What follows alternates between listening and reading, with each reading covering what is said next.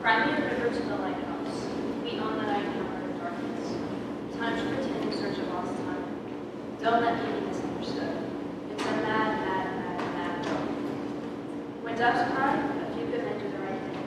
The names they carried were gone with the wind. Life is beautiful, our mutual friend. Enjoy the silence. If someone is polite, the sun also rises all along the watchtower.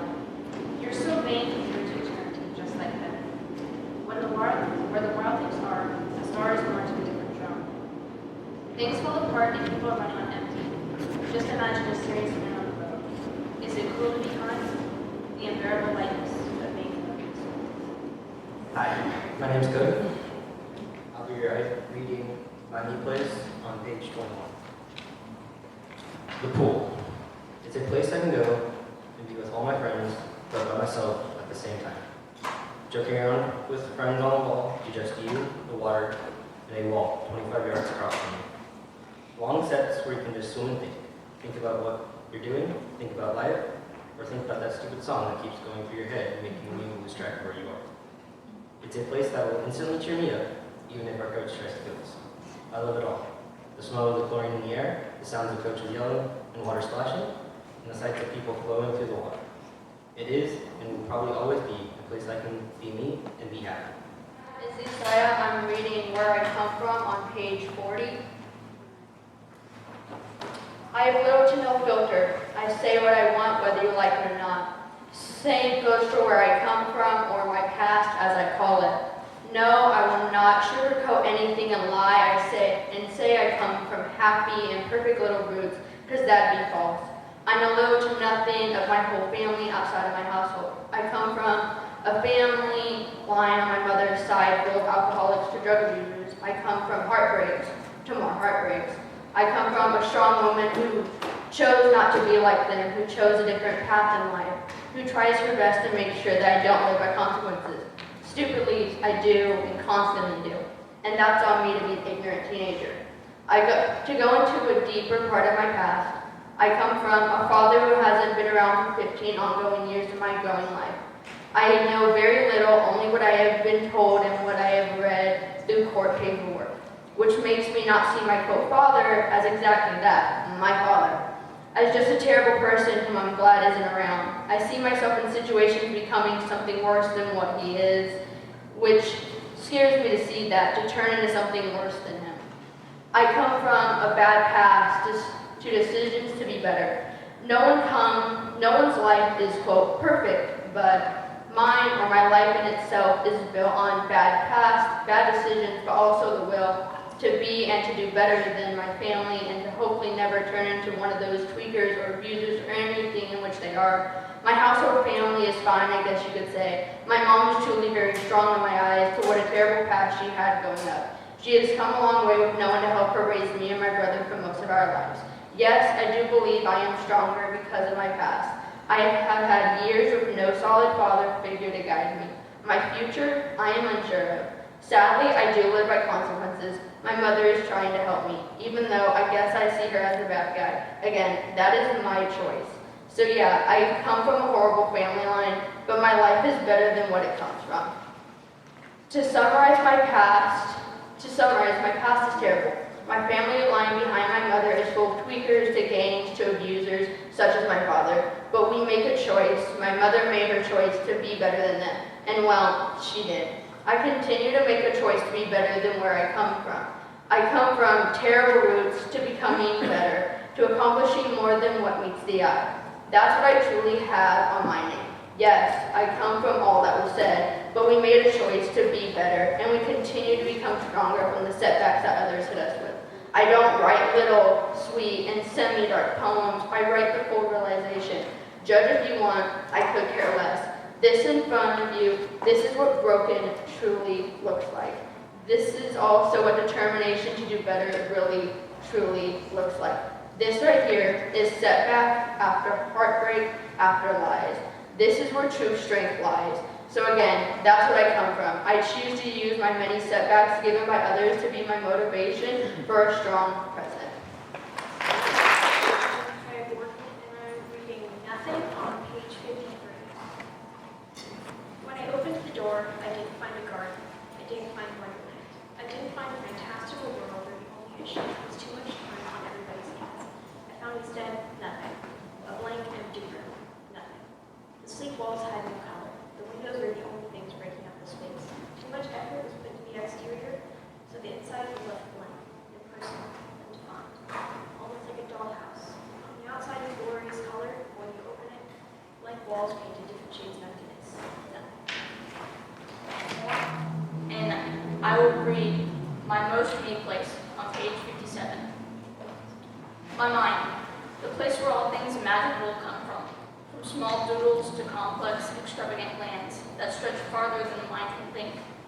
There, the conductor moves a baton to help unify, set special pace, and execute clear orders to specific parts of the mind. This is a place where all the creativity, intellect, curiosity, and a bunch of other features all meet and cooperate together to create special memories as well as create new/break habits. The mind houses all things bad and good. Bad, like getting caught in an orbital pool by a black hole. Or even a sun. The agonizing pain of drowning in old sorrows that felt impossible to let go of. That is defeat. Good, like feeling the slight breeze across your skin during a warm summer day. Feeling the warmth crawl across your sleeves while relaxing in a nice bubble bath. The moments where you don't have to go to school and are able to sleep in, that's victory. The conductor conducts. The hands of the machine compose this melody today, and they smile after the orchestra is completed with its piece.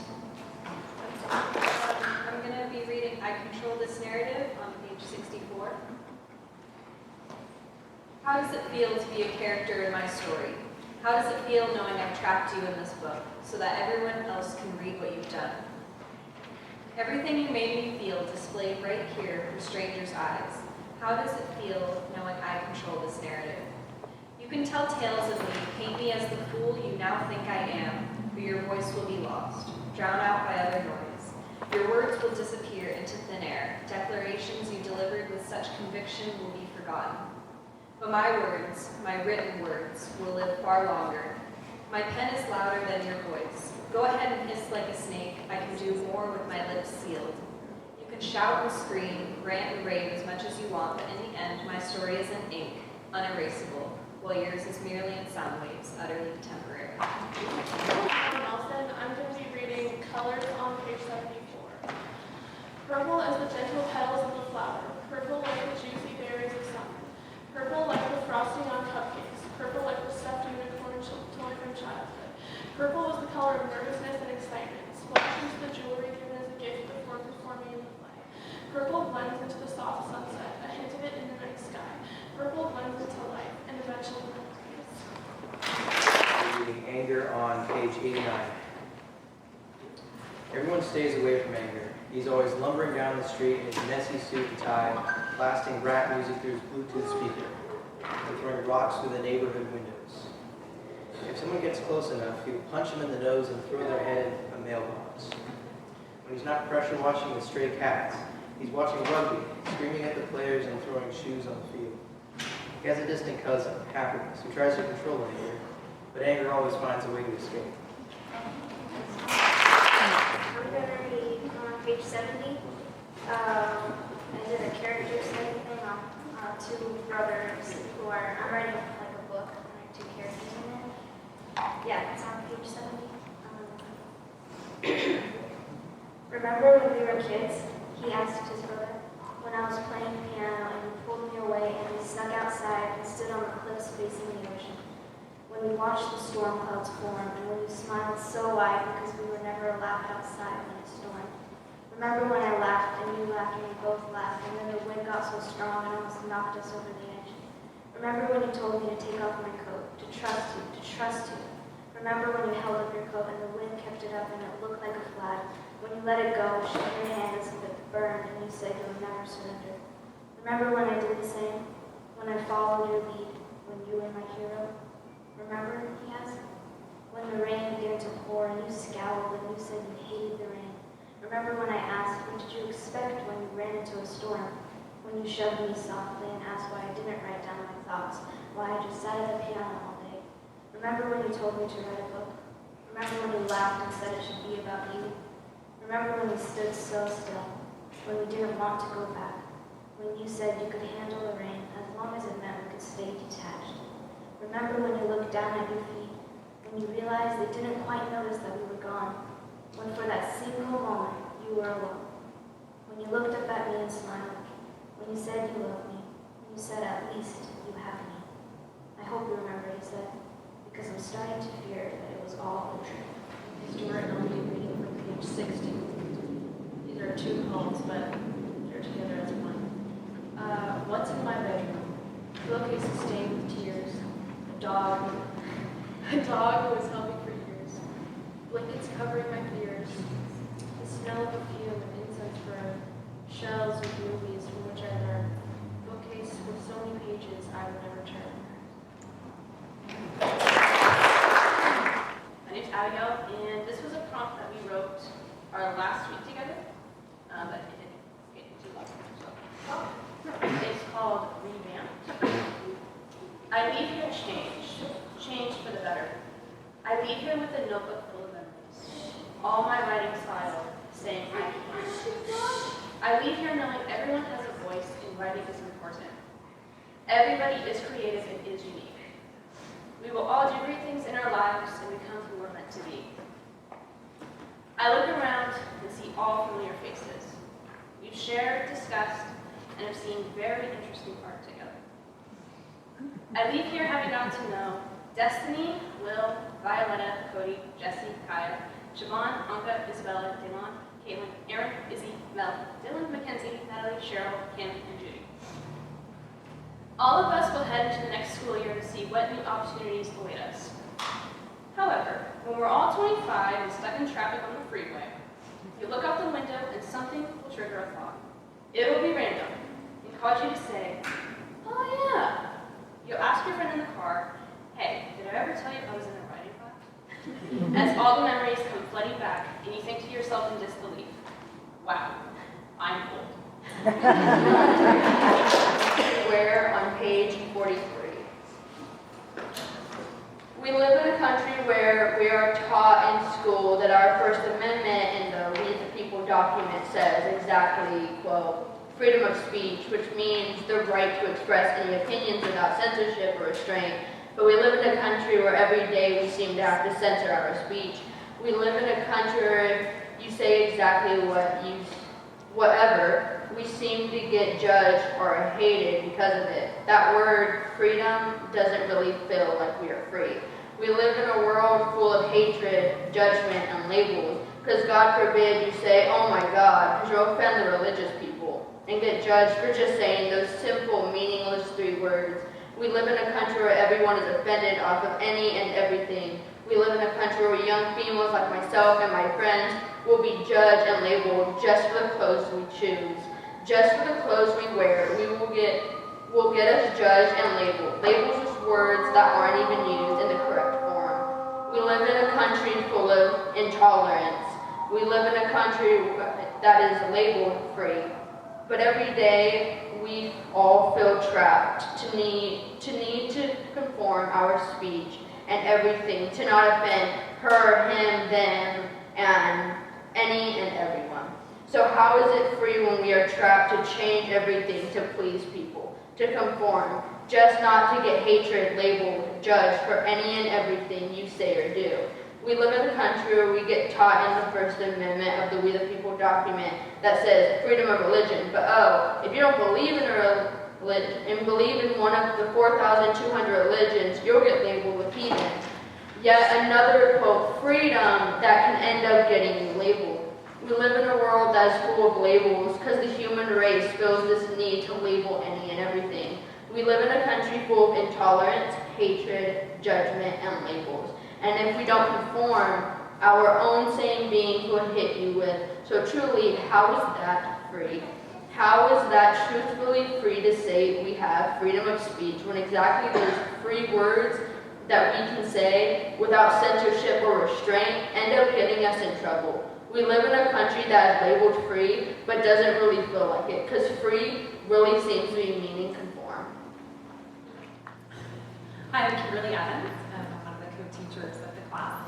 And I'm going to be reading my piece on page 97, and it's called Layers. We all have layers, like an onion. The deeper we enter into our life, the more we learn about our world and the lives we lead. The relationships that will deepen, those that we let go of because of distance, either physical or mental. And we learn to let go of the toxic ones, those that hold on like a parasite, living off its host. It is up to us whether we learn to live with those or let them go. Sometimes life is full of hard choices. Sometimes we need to let go of those toxic relationships, no matter how painful. The thorns will impale you if you remove them. You run the risk of bleeding out. You will need your strength, your inner strength, for what doesn't kill you will only make you stronger. I choose to be stronger for me, my girls, and my family. Page 96. And this was in response to at this table as well. At this table, we count the cards. Points add up, 15 for 2, a pair for 4, and we count even more. Grandpa played with Grandma at the table for 50 years. After Grandpa passed, Dad played with Grandma for endless days at the table. Our family has tournaments around tables pushed together, making one long table. Another board sits on the buffet next to my zinc top table within grabbing reach. These cards are getting old, says Dad, while playing a game. They need to be new and easy to shuffle, he says at the table. As though the deaf can hear and the blind can see, and a conversation without words. Cribbage is a game that allows us shows us that it's okay to lose. Just hurry up and play again so you can win. Like in life, at this table. So we wrote to, it was called At This Table, and it was an opportunity for all of us writers to think about what it meant to be there together and having the experience of writing together. At this table. At this table, we share our thoughts, our stories, our memories. At this table, we share our musings, our fantasies, our dreams. At this table, we share our reflections, our inquiries, our discoveries. At this table, we support, we encourage, we lift up. At this table, we expose our soft underbellies and trust we will be safe. At this table, we gift ourselves to one another.